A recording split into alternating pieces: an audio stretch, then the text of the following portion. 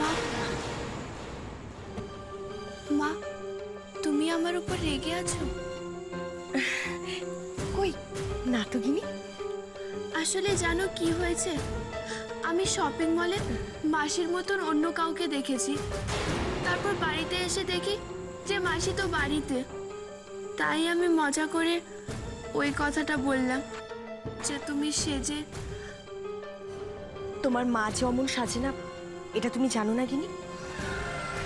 জানি তো। তাহলে নাও আর একটু প্রসাদ নাও। ধরো। ভাগ্যিস তুমি জোরে আমাকে মাসি বলে ডেকেছিলে গিনি, না হলে হঠাৎ করে যদি আমার আসতে দেরি হয়ে যেত তাহলে তো। মাসি,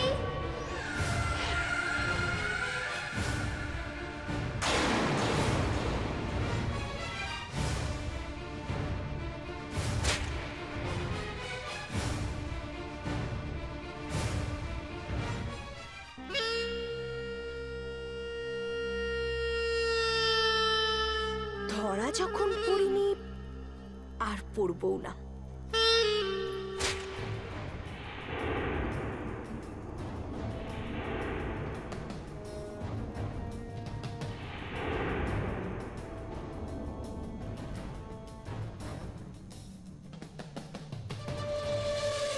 না না,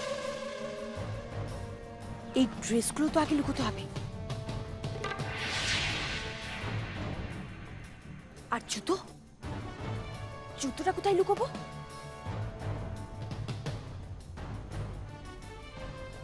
আউট হাউস, হ্যাঁ ওখানে তো কেউ যায় না,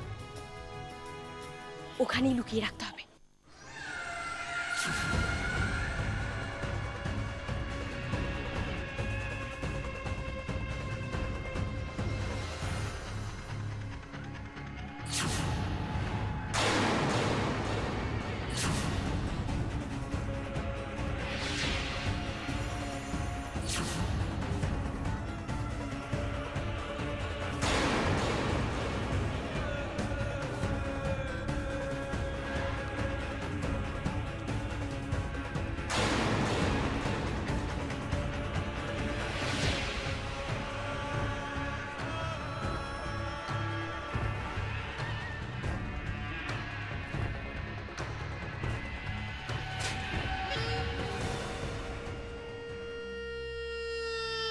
কিরে, মুখটা মন থমথমে হয়ে আছে কেন এখনো?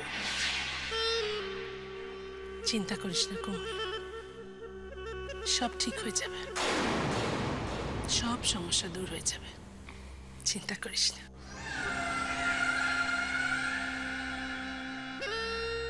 আমার বিপদ আমাকেই কাটাতে হবে সোনামা। আউট হাউস থেকে জামা জুতোটা যত তাড়াতাড়ি সম্ভব সরাতে হবে, না হলে না জানি কোন বিপদ আবার কখন চলে আসে। মেয়েটার মুখ দেখে এত কষ্ট হচ্ছে, সব সময় কি যে ভেবে যাচ্ছে মেয়েটা। এই চল তো আমার সঙ্গে। কোথায়? কোথায় মানে? আমি যেখানে নিয়ে যাচ্ছি সেখানে চল। আমি তো নিয়ে গেলাম ওকে। সোনামা, কি সোনামা? আমার হাতে তো পুজোর থালা রয়েছে। হ্যাঁ এই তো দীপ্তি, দীপ্তি এটা নাও তো, নিয়ে একটু ঠাকুর ঘরে রেখে দাও কেমন? চল। সোনামা আবার বলে কথা। কোথায় নিয়ে যাচ্ছ সেটা তো। ও আচ্ছা, সেটা না বলে তুমি যাবে না নাকি? পিসি ঠাম্মার আবার কি হলো? কিচ্ছু হয়নি, তুই দাঁড়া, আমি তোর খাবার দিচ্ছি, দাঁড়া। ওখানে মা কোথায় গো? মা কোথায়? মা মা তো ওই ওপরে গেছে। কেন? না, আমার তো প্রসাদ না দিয়ে উপরে চলে গেল। চিনি, তুমি আমার সঙ্গে এসো, আমি তোমাকে প্রসাদ দিচ্ছি। চলো মাসি। এসো।